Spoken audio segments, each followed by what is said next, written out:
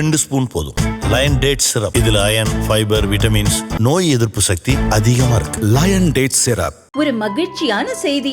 இதயம் நல்லெண்ணெயின் விலை லிட்டருக்கு ரூபாய் 105 குறைஞ்சிருக்கு.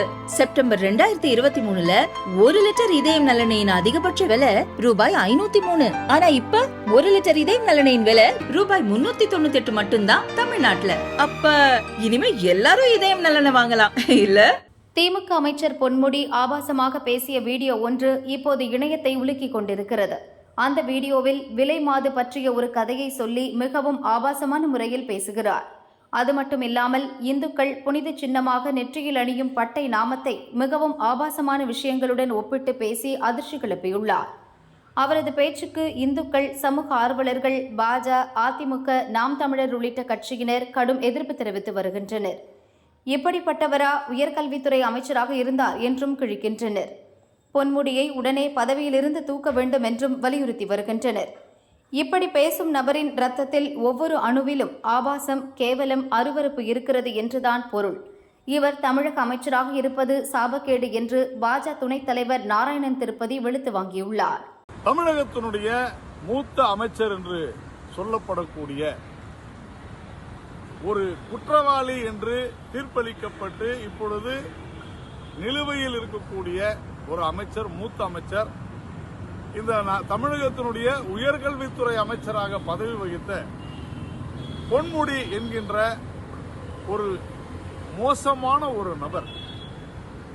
நான் இதை பேசும் பொழுது இதைவிட தரக்குறைவாக என்னால் பேச முடியும். ஆனாலும் என்னுடைய அந்த உணர்ச்சிகளை, உணர்வுகளை அடக்கிக் கொண்டு பேசுகிறேன்.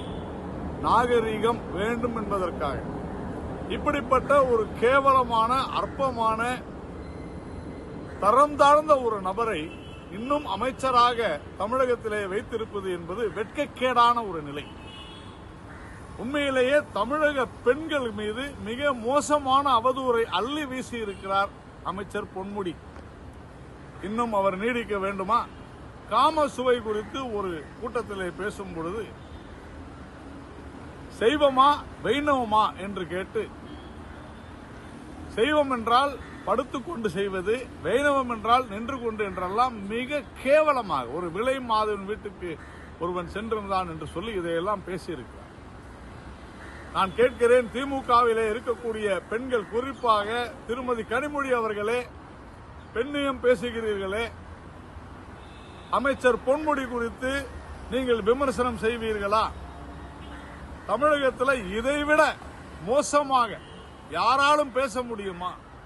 தமிழக மக்களை, மனித குலத்தை, பெண் குலத்தை கேவலமாக பேசக்கூடிய இந்த நபர் இன்னும் அமைச்சர்களை நீடித்திருப்பது வெட்கக்கேடு, வேதனை, சாபக்கேடு.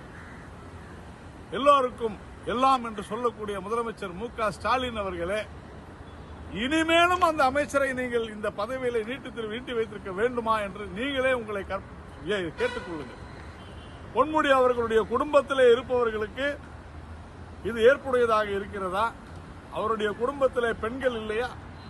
இதைவிட அருவருப்பாக ஒரு மனிதனால் பேச முடியுமா என்றால் அந்த மனிதனுடைய ரத்தத்திலே ஒவ்வொரு அணுக்களிலுமே இந்த ஆபாசம், கேவலம், அருவருப்பு இருக்கிறது என்றுதான் பொருள். இப்படிப்பட்ட ஒரு கேவலமான ஒரு மனிதன் தமிழகத்தினுடைய அமைச்சராக இருப்பது சாபக்கேடு, வெட்கக்கேடு. இப்படியே இருந்தால் திராவிட மாடல் சீரழியும். உடனடியாக பொன்முடியை கைது செய்ய வேண்டும் முதலமைச்சர் ஸ்டாலின் அவர்களே.